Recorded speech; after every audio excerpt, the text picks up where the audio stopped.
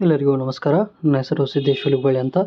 BA second sem basic economics ಮೂಲಭೂತ ಅರ್ಥಶಾಸ್ತ್ರ DSC 2.2 September ಮತ್ತು ಅಕ್ಟೋಬರ್ನಲ್ಲಿ 2022ರಲ್ಲಿ ಪ್ರಶ್ನೆ ಪತ್ರಿಕೆಗಳನ್ನು ನಾನು ಈಗಾಗಲೇ ಬಿಡಿಸಿದ್ದೀನಿ. ಅದರ ಉತ್ತರಗಳು ಈ ಮುಂದಿನಂತಿವೆ. ಪ್ರಥಮವಾಗಿ ಬರತಕ್ಕಂಥದ್ದು ಮೂಲಭೂತ ಅರ್ಥಶಾಸ್ತ್ರ. ಈ ಕೆಳಗೆ ಬೇಕಾದ 5 ಪ್ರಶ್ನೆಗಳಿಗೆ 2-3 ವಾಕ್ಯಗಳಲ್ಲಿ ಉತ್ತರಿಸಿ. ಇಲ್ಲಿ ಎಷ್ಟು 5 ಪ್ರಶ್ನೆಗಳು ಬರ್ತಾವೆ, 10 ಅಂಕಗಳಲ್ಲಿ ನಮಗೆ ದೊರೆತಾವೆ. ಪ್ರಥಮವಾಗಿ ಅದರಲ್ಲಿ ಬರತಕ್ಕಂಥದ್ದೇ ರಾಷ್ಟ್ರೀಯ ವರಮಾನವನ್ನು ವ್ಯಾಖ್ಯಾನಿಸಿ.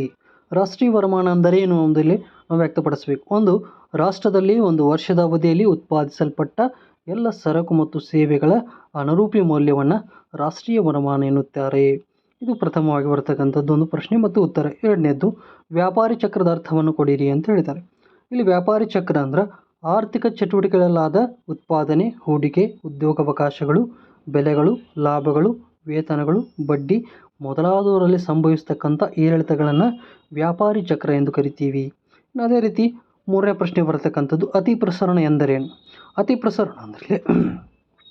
ಪ್ರಸರಣ ಅಂದರೆ ಸಾಮಾನ್ಯವಾಗಿ ಒಂದೇ ಸಮನೆ ಬೆಲೆಗಳು ಏರಿಕೆ ಸ್ಥಿತಿಗೆ ಅತಿ ಪ್ರಸರಣ ಅಂತಲೇ ನಾವು ಕರಿತೀವಿ. ಅದೇ ರೀತಿ 4ನೇ ಪ್ರಶ್ನೆ GDPಯನ್ನು ವಿಸ್ತರಿಸಿ. GDP ಅಂದರೆ ಒಟ್ಟು ದೇಶೀಯ ಉತ್ಪನ್ನ, ಅದನ್ನು ಇಂಗ್ಲೀಷ್ನಲ್ಲಿ ಗ್ರಾಸ್ ಡೊಮೆಸ್ಟಿಕ್ ಪ್ರಾಡಕ್ಟ್ ಅಂತ ಕರಿತೀವಿ.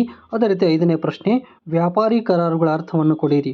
ವ್ಯಾಪಾರಿ ಕರಾರುಗಳಂದರೆ ಒಂದು ದೇಶದ ರಫ್ತು ಮತ್ತು ಆಮದುಗಳು ಯಾವ ದರದಲ್ಲಿ ವಿನಿಮಯಗೊಳ್ಳುತ್ತವೆ ಎಂಬುದನ್ನು ತಿಳಿಸುವ ಸಂಗತಿಗೆ ನಾವೇನೇನು ಕರಿತೀವಿ, ವ್ಯಾಪಾರಿ ಕರಾರುಗಳು ಅಂತ ಕರಿತೀವಿ. ಇನ್ನು ಅದೇ ರೀತಿ 6ನೇ ಪ್ರಶ್ನೆ ನಿರುದ್ಯೋಗ ಎಂದರೇನು? ನಿರುದ್ಯೋಗ ಎಂದರೆ ವ್ಯಕ್ತಿ ಕೆಲಸ ಮಾಡುವ ಇಚ್ಛೆ ಮತ್ತು ಶಕ್ತಿ ಇದ್ದು ದುಡಿಯುವ ಅವಕಾಶ ಲಭ್ಯವಿಲ್ಲದಿರುವಂಥ ಸ್ಥಿತಿಗೆ ನಾವು ನಿರುದ್ಯೋಗ ಅಂತ ಇಲ್ಲಿ ಕರಿತೀವಿ. ಇನ್ನು ಅದೇ ರೀತಿ ಅದರಲ್ಲಿ ಬರ್ತಕ್ಕಂಥದ್ದು ಕೊನೆಯ ಪ್ರಶ್ನೆ ಪತ್ತು ನಿರ್ಮಾಣ ಎಂದರೇನು? ಇಲ್ಲಿ ಪತ್ತು ನಿರ್ಮಾಣ ಅಂದ್ರೆ ಬ್ಯಾಂಕುಗಳು ತಮ್ಮ ಬಳಿ ಇರುವ ಠೇವಣಿ ಹಣದ ಸಹಾಯದಿಂದ ಸಾರ್ವಜನಿಕರಿಗೆ ಸಾಲವನ್ನು ನೀಡುವ ಕಾರ್ಯಕ್ಕೆ ನಾವೇನಂತ ಕರಿತೀವಿ, ಇಲ್ಲಿ ಪತ್ತು ನಿರ್ಮಾಣ ಅಥವಾ ಸಾಲದ ನಿರ್ಮಾಣ ಅಂತ ಕೂಡ ಕರಿತೀವಿ. ಇನ್ನು ಅದೇ ರೀತಿ ಇದು ವಿಭಾಗ ಎ ಆಯಿತು. ನಂತರ ಬರ್ತಕ್ಕಂಥದ್ದು ವಿಭಾಗ ಬಿ. ಇದರಲ್ಲಿ ಕೂಡ 5x1 ಅಂದ್ರೆ ಒಂದು ಪ್ರಶ್ನೆಗೆ ನಾವಿಲ್ಲಿ ಉತ್ತರ ಕೊಡಬೇಕು. 5 ಪ್ರಶ್ನೆಗಳಿರ್ತಾವೆ, 5 ಅಂಕ ನಮಗಿಲ್ಲಿ ದೊರೀತದೆ. ಅದರಲ್ಲಿ ಪ್ರಶ್ನೆ 1 ಬರ್ತಕ್ಕಂಥದ್ದು ಯಾವುದ್ರಿ? ಕೆಳಗೆ ಬೇಕಾದ ಒಂದು ಪ್ರಶ್ನೆಗೆ ಉತ್ತರಿಸಬೇಕು. 5 ಅಂಕಗಳು ನಮಗಿಲ್ಲಿ ದೊರೀತಾವೆ. ಅದರಲ್ಲಿ ಪ್ರಥಮವಾಗಿ ಬರ್ತಕ್ಕಂಥದ್ದು ಯಾವುದು? ಅತಿ ಪ್ರಸರಣದ ಕಾರಣಗಳನ್ನು ವಿವರಿಸಿ. ಅತಿ ಪ್ರಸರಣದ ಕಾರಣಗಳನ್ನು ತೆಗೆದುಕೊಂಡ್ರೆ ABC ಈ ರೀತಿಯಾಗಿ ಏನಾಗ್ತೈತಿ ವಿಭಾಗಗಳಾಗಿ ಕಂಡು ಬರ್ತಾವೆ. ಅದರಲ್ಲಿ ಪ್ರಥಮವಾಗಿ ಬರ್ತಕ್ಕಂಥದ್ದು ಎ ಬೇಡಿಕೆ ಹೆಚ್ಚಳ ಕಾರಣದ ಆಗುವ ಸಂಗತಿಗಳು.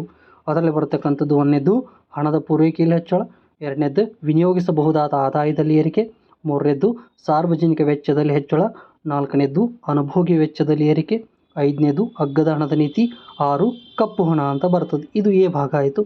ಇನ್ನು ಅದರಲ್ಲಿ ಬರ್ತಕ್ಕಂಥದ್ದು ಬಿ ಭಾಗ ಪೂರೈಕೆಯ ಕೊರತೆಗೆ ಕಾರಣವಾಗುವ ಸಂಗತಿಗಳು.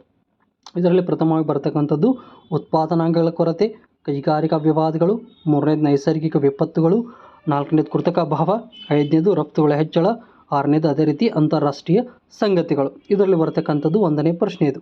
ಇನ್ನು ಇದರ ನಂತರ ಬರ್ತಕ್ಕಂಥದ್ದು 3ನೇದು ನಿರುದ್ಯೋಗದ ಪ್ರಕಾರಗಳನ್ನು ವಿವರಿಸಿ. ಅದು ನಿರುದ್ಯೋಗಗಳಿಗೆ ಎಷ್ಟು ಪ್ರಕಾರಗಳು ಬರ್ತಾವೆ? ಅದರಲ್ಲಿ 1ನೇದು ರಚನಾತ್ಮಕ ನಿರುದ್ಯೋಗ, 2ನೇದು ಮರೆಮಾಚಿದ ನಿರುದ್ಯೋಗ, 3ನೇದು ಅರೆ ನಿರುದ್ಯೋಗ, ಅದೇ ರೀತಿ ಋತುಮಾನದ ನಿರುದ್ಯೋಗ, ಚಕ್ರೀಯ ನಿರುದ್ಯೋಗ, ಘರ್ಷಣಾತ್ಮಕ ನಿರುದ್ಯೋಗ, ತೆರೆದ ನಿರುದ್ಯೋಗ, ಅದೇ ರೀತಿ ಲಾಸ್ಟ್ ಒನ್ ಶಿಕ್ಷಿತ ನಿರುದ್ಯೋಗ. ಇದು ಬರ್ತಕ್ಕಂಥದ್ದು 3ನೇ ಪ್ರಶ್ನೆ. ಇನ್ನು ಅದರ ಮುಂದುವರೆದು ಬರ್ತಕ್ಕಂಥದ್ದು 4ನೇದು ಸಾರ್ವಜನಿಕ ಹಣಕಾಸು ಮತ್ತು ಖಾಸಗಿ ಹಣಕಾಸಿನ ನಡುವೆ ಇರತಕ್ಕಂಥ ವ್ಯತ್ಯಾಸಗಳನ್ನು ತಿಳಿಸಿ ಅಂತ ಹೇಳಿದ್ದಾರೆ. ಅದರಲ್ಲಿ ಬರ್ತಕ್ಕಂಥದ್ದು ಸಂಪನ್ಮೂಲಗಳ ಸ್ವರೂಪಗಳಲ್ಲಿ ವ್ಯತ್ಯಾಸ ಕಂಡು ಬರ್ತದೆ, ಹಣದ ಸೃಷ್ಟಿಯಲ್ಲಿ ವ್ಯತ್ಯಾಸ ಕಂಡು ಬರ್ತದೆ, ಹಣಕಾಸಿನ ಬಗ್ಗೆ ಪ್ರಚಾರದಲ್ಲಿ ವ್ಯತ್ಯಾಸ, ಅದೇ ರೀತಿ ಆದಾಯ ಎತ್ತುವಿಕೆಯ ವಿಧಾನದಲ್ಲಿ, ಅದೇ ರೀತಿ ವೆಚ್ಚದ ಉದ್ದೇಶ ಮತ್ತು ಭವಿಷ್ಯಕ್ಕಾಗಿ ಪೂರ್ವ ಸಿದ್ಧತೆಗಳು. ಈ ರೀತಿಯಾಗಿ ಏನಾಗ್ತೈತಿ ಬಿ ಭಾಗದಲ್ಲಿ ಬರ್ತಕ್ಕಂಥ ಪ್ರಶ್ನೆಗಳು. ಅದರಲ್ಲಿ ನಾವು ಕೇವಲ 1ಕ್ಕೆ ಮಾತ್ರ ಇಲ್ಲಿ ಉತ್ತರವನ್ನು ನೀಡಬೇಕು. ಹಾಗಾಗಿ ಇಲ್ಲಿ ನಮಗೆ ಸಿಗ್ತಕ್ಕಂಥದ್ದು 5 ಅಂಕಗಳು. ಇನ್ನು ಇದರ ನಂತರ ಬರ್ತಕ್ಕಂಥದ್ದು ವಿಭಾಗ ಸಿ. ಇಲ್ಲಿ ಕೆಳಗೆ ಬೇಕಾದ 2 ಪ್ರಶ್ನೆಗಳನ್ನು ಉತ್ತರಿಸಬೇಕು. ಪ್ರತಿಯೊಂದಕ್ಕೂ 15 ಅಂಕ ಇರ್ತದೆ. ಟೋಟಲಿ ನಮಗೆ ದೊರೀತಕ್ಕಂಥದ್ದು 30 ಅಂಕಗಳು. ಅದರಲ್ಲಿ ಪ್ರಥಮವಾಗಿ ಬರ್ತಕ್ಕಂಥದ್ದೇ ರಾಷ್ಟ್ರೀಯ ವರಮಾನದ ವಿವಿಧ ಪರಿಭಾವನೆಗಳನ್ನು ವಿವರಿಸಿ. ಅದು ರಾಷ್ಟ್ರೀಯ ಆದಾಯವನ್ನು ಕಂಡುಹಿಡಬೇಕಾದ್ರೆ ವಿವಿಧ ಪರಿಭಾವನೆಗಳನ್ನು ಕೂಡ ಅಧ್ಯಯನ ಮಾಡ್ತೀವಿ. ಅದರಲ್ಲಿ ಫಸ್ಟ್ 1 ಬರ್ತಕ್ಕಂಥದ್ದು ಒಟ್ಟು ದೇಶೀಯ ಉತ್ಪನ್ನ, 2ನೇದು ಒಟ್ಟು ರಾಷ್ಟ್ರೀಯ ಉತ್ಪನ್ನ, 3ನೇದು ನಿವ್ವಳ ರಾಷ್ಟ್ರೀಯ ಉತ್ಪನ್ನ, 4ನೇದು ಮಾರುಕಟ್ಟೆ ಬೆಲೆಗಳಲ್ಲಿ ನಿವ್ವಳ ರಾಷ್ಟ್ರೀಯ ಉತ್ಪನ್ನ, 5ನೇದು ಉತ್ಪಾದನಾಂಗಗಳ ಬೆಲೆಯಲ್ಲಿ ರಾಷ್ಟ್ರೀಯ ಆದಾಯ, ಲಾಸ್ಟ್ ಒನ್ ನಿವ್ವಳ ವಿದೇಶಿ ಉತ್ಪನ್ನ, ಅದೇ ರೀತಿ ಅದರಲ್ಲಿ ಲಾಸ್ಟ್ ಒನ್ ತಲಾ ಆದಾಯ. ಈ ರೀತಿಯಾಗಿ ಇಲ್ಲಿ ಪ್ರಮುಖವಾಗಿ ಒಂದು 7 ಪ್ರಮುಖ ವಿವಿಧ ಪರಿಭಾವನೆಗಳು ಬರ್ತಾವೆ. ಇನ್ನು 6ನೇದು ಇದರಲ್ಲಿ ವ್ಯಾಪಾರಿ ಚಕ್ರದ ವಿವಿಧ ಹಂತಗಳನ್ನು ಯೋಗ್ಯವಾದ ರೇಖಾಚಿತ್ರದೊಂದಿಗೆ ವಿವರಿಸಿ ಅಂತ ಹೇಳ್ತಾರೆ. ಇಲ್ಲಿ ವ್ಯಾಪಾರಿ ಚಕ್ರದ ಹಂತಗಳಂದರೆ 5 ಪ್ರಮುಖ ಹಂತಗಳು ಬರ್ತಾವೆ. 1ನೇದು ಮುಗ್ಗಟ್ಟು, 2ನೇದು ಚೇತರಿಕೆ, 3ನೇದು ಸಮೃದ್ಧಿ, 4ನೇದು ಶೃಂಗ, 5ನೇದು ಹಿಂಜರಿತ ಅಂತ ಬರ್ತದೆ. ಈ ರೀತಿಯಾಗಿ ಇವು 5 ಹಂತಗಳು ಪ್ರಮುಖವಾಗಿ ಬರ್ತವೆ. ಅದರದ ರೇಖಾಚಿತ್ರ ಕೂಡ ನಾನು ಇಲ್ಲಿ ತೆಳಗೆ ಈಗಾಗಲೇ ನಿಮಗೆ ಇಲ್ಲಿ ವ್ಯಕ್ತಪಡಿಸಿದ್ದೀನಿ. ಅದನ್ನು ಸ್ವಲ್ಪ ನೋಡ್ಕೊಳ್ಳಿ. ಇದು ಒಂದು. ಇನ್ನು ನೆಕ್ಸ್ಟ್ ಇದ್ರ ಮುಂದೆ ಬರತಕ್ಕಂಥದ್ದು 7ನೇ ಪ್ರಶ್ನೆ, ಭಾರತದಲ್ಲಿ ಬಡತನ ನಿರ್ಮೂಲನಾ ಕಾರ್ಯತಂತ್ರಗಳನ್ನು ವಿವರಿಸಿ.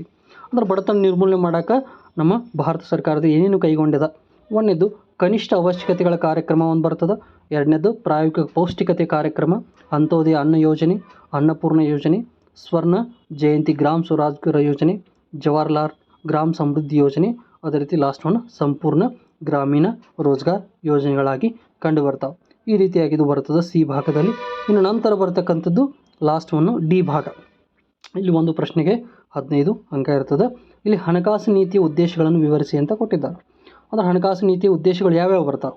1ನೇದು ಬೆಲೆ ಸ್ಥಿರತೆ, 2ನೇದು ಆರ್ಥಿಕ ಪ್ರಗತಿ, 3ನೇದು ಪಾವತಿ ಶುಲ್ಕಿನ ಗಳಲ್ಲಿ ಸಮತೋಲನ, ಹಣದ ಪೂರೈಕೆ ನಿಯಂತ್ರಿಸುವ ಅಥವಾ ವಿಸ್ತರಣೆ, ಪೂರ್ಣ ಉದ್ಯೋಗ. ಇದು ಒಂದು ಪ್ರಶ್ನೆ. ಅಥವಾ ಇನ್ನೊಂದು ಇಲ್ಲಿ ಲೆಕ್ಕ ಬರ್ತದೆ. ಇಲ್ಲಿ ಏನು ಕೊಟ್ಟಾರಿ, ಕೆಳಗಿರುವ ಜಪಾನ್ ದೇಶದ ಆಮದು ಮತ್ತು ರಫ್ತುಗಳನ್ನು ಇಲ್ಲಿ ನಾವು ಕಂಡುಹಿಡ್ಕೋಬೇಕು. ಅದರಲ್ಲಿ ಸಂದಾಯ ಬಾಕಿ ಎಂದರೇನು, ಮೇಲ್ಕಾಣಿಸಿದ ಅಂಕಿಅಂಶಗಳ ಬಳಸಿ ಸಂದಾಯ ಬಾಕಿ ಚಾಲ್ತಿ ಖಾತೆ ಮತ್ತು ಬಂಡವಾಳ ಖಾತೆಯನ್ನು ಇಲ್ಲಿ ನಾವು ವ್ಯಕ್ತಪಡಿಸಬೇಕು. ಮತ್ತು ಜಪಾನ್ ದೇಶದ ಸಂದಾಯ ಬಾಕಿ ಸ್ಥಿತಿ ಏನದ ಅನ್ನೋದನ್ನು ಇಲ್ಲಿ ನಾವು ವಿವರಿಸ್ತಾ ಹೋಗಬೇಕು. ಇಲ್ಲಿ ನಾವು ಮುಂದುವರೆದನ್ನು ಲೆಕ್ಕ ಬಿಡಿಸಿದ್ದೀನಿ. ಒಂದು ಚಾಲ್ತಿ ಖಾತೆ, ಅದರೊಳಗೆ ಸ್ವೀಕೃತಿಗಳು, ಈ ಒಂದು ಭಾಗದಲ್ಲಿ ಪಾವತಿಗಳು ಬರ್ತದೆ. ಅಲ್ಲಿ ರಫ್ತು ಸರಕುಗಳ ಸಂಖ್ಯೆ 4000, ರಫ್ತು ಸೇವೆಗಳ ಪ್ರಮಾಣ 1600, ಸ್ವೀಕೃತಿ ಕಾಣಿಕೆಗಳು 960. ಇದು ಸ್ವೀಕೃತಿ ಭಾಗ. ಇನ್ನು ಪಾವತಿ ಭಾಗವನ್ನು ತೆಗೆದುಕೊಂಡ್ರೆ ಸರಕುಗಳು ಆಮದು ಎಷ್ಟಿದೆ ರೀ 6400, ಆಮದು ಸೇವೆಗಳು 600, ನೀಡಿಕೆ ಕಾಣಿಕೆ 720. ಇಲ್ಲಿ ಟೋಟಲ್ ಸ್ವೀಕೃತಿ ಒಳಗೆ ಒಟ್ಟು ಎಷ್ಟದ ರೀ 6560 ಬರ್ತದೆ. ಪಾವತಿ ಭಾಗದಲ್ಲಿ 7720 ಬರ್ತದೆ. ಇಲ್ಲಿ ಪಾವತಿಗಳನ್ನು ಮೈನಸ್ ಸ್ವೀಕೃತಿ ಒಳಗೆ ತೆಗೆದ್ರೆ ನಾವು ಎಷ್ಟು ಬೀಳ್ತದೆ ರೀ, ಇಲ್ಲಿ 7720 ಮೈನಸ್ 6560 ಮಾಡಿದರೆ 1160 ರೂಪಾಯಿ ನಮ್ಗೆ ಚಾಲ್ತಿ ಖಾತೆ ದೊರೀತದೆ. ಇನ್ನು ಬಂಡವಾಳ ಖಾತೆಯನ್ನು ತೆಗೆದುಕೊಂಡ್ರೆ ಸ್ವೀಕೃತಿ ಒಳಗೆ ಬಂಡವಾಳ ಸ್ವೀಕೃತಿ 1440, ಬಂಡವಾಳ ಸಂದಾಯ 280. ಇಲ್ಲಿ ಪಾವತಿಗಳನ್ನು ಮೈನಸ್ ಸ್ವೀಕೃತಿ ಒಳಗೆ ತೆಗೆದುಕೊಂಡ್ರೆ ನಮಗೆ ದೊರೀತಕ್ಕಂಥದ್ದು ಎಷ್ಟು ರೀ 1160. ಹಾಗಾಗಿ ಇಲ್ಲಿ ಜಪಾನ್ ದೇಶದ ಒಂದು ಪಾವತಿ ಶುಲ್ಕ ಸಮತೋಲನದಿಂದ ಕೂಡೈತಿ ಅಂತ ಹೇಳ್ಬೋದು.